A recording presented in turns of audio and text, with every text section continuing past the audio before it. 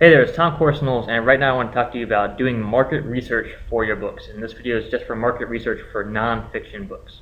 So here's how I do my market research. I do it really fast, really simple. You can do it all on Amazon.com. You don't need to use Google or some software or anything like that. It's really, really simple to do market research if you understand how Amazon works and what you're looking at.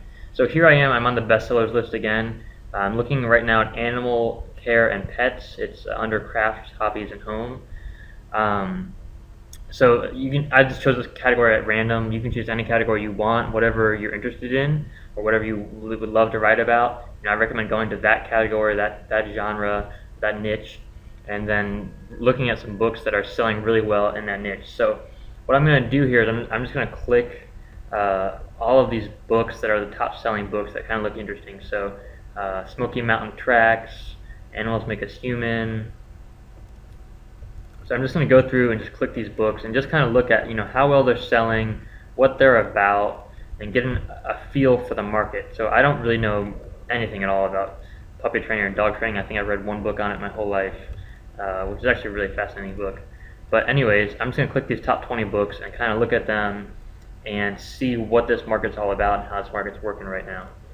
So this first book, here's some things that I look at to see how the market's going and how I could find a market that's easy to compete in and make a lot of money in really quickly. So this book right here, you can see it's got 100 plus reviews.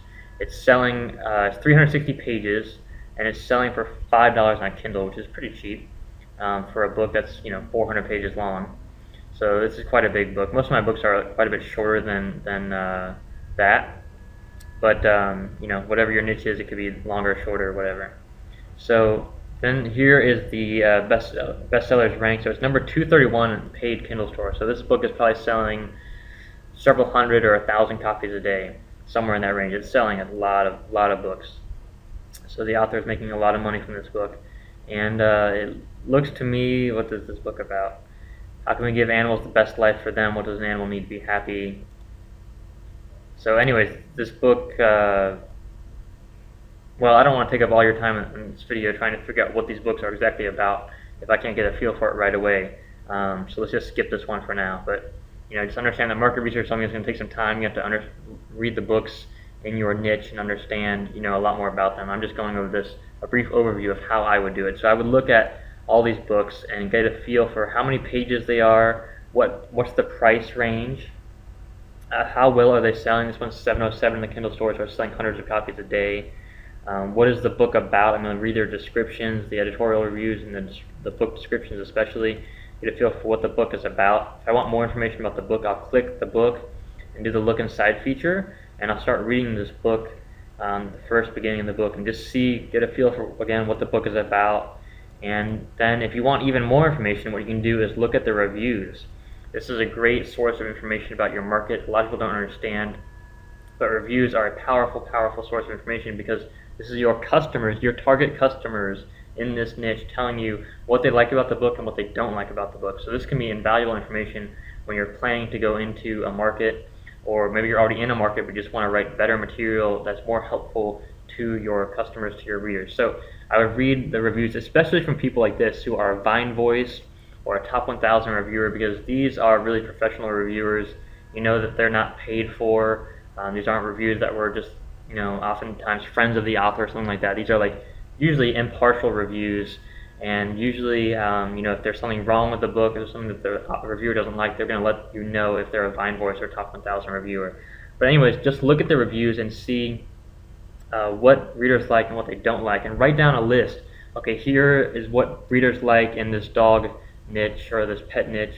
They really like books that are to the point and fun and entertaining, and they don't like books that have used big words and are long-winded.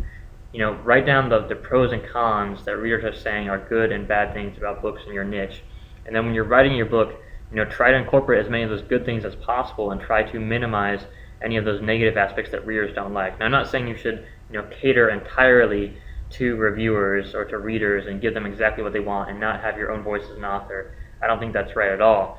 But do as much as you can to make a book that you're happy with, that you're proud of, as well as something that's going to make your readers happy. that's really the perfect medium there where you're going to make a lot of money, you're going to be proud of your work, and readers are going to love your work as well.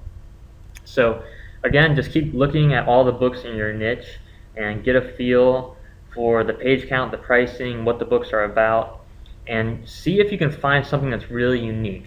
If you can find a book that's just in a category and that's just totally unique, not like any other book in that niche, and maybe there aren't even any other books like it, it's the only one, it's totally unique, it's a little bit different.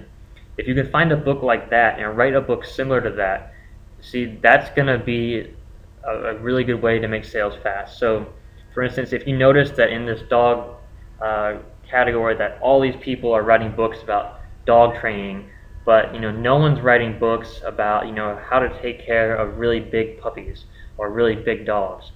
Well, but you see one book in that niche that is about how to care for big dogs, and that book is selling really well, and there's nothing else like it. Well, if you write a book about how to care for big dogs and you incorporate the information from the reviews like we talked about, and you make the book really helpful and as thorough and complete as possible, then you have a really good chance of selling as well or better than that other book and really dominating that category because there's not much competition. So if you can find a book like that where there's not much competition, yet it's in a category that's selling a lot, then that's just perfect. So that's what I look for, some basic things I look for when I'm doing market research for nonfiction books. If you have any questions about it, just ask a question here and I'll see if I can give you more information about doing market research. But that's really what there is to it. It takes some time and investment of looking at all the different books in your niche and seeing if you can come up with something that's a little bit unique, a little bit different than everything else out there, or a little bit more complete or more helpful than everything else that's out there. You'll notice that a lot of these books right now in this dog training niche, they're all like 300 plus pages. And if I were going to come into this niche, what I would do is I would write a book that's a lot shorter because I can't stand, this one is only 12 pages long, so that's unique. But, I can't stand personally reading a 400-page book. Even if it's full of good information, it's just too much. It's just too long.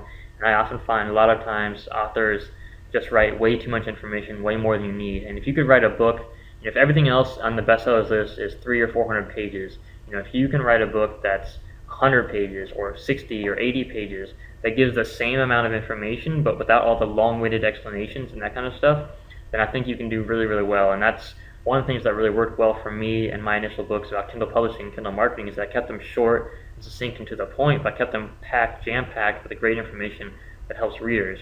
And if you can do the same thing, you're going to be really successful on Kindle. Okay, so the next video will be about market research for you fiction writers.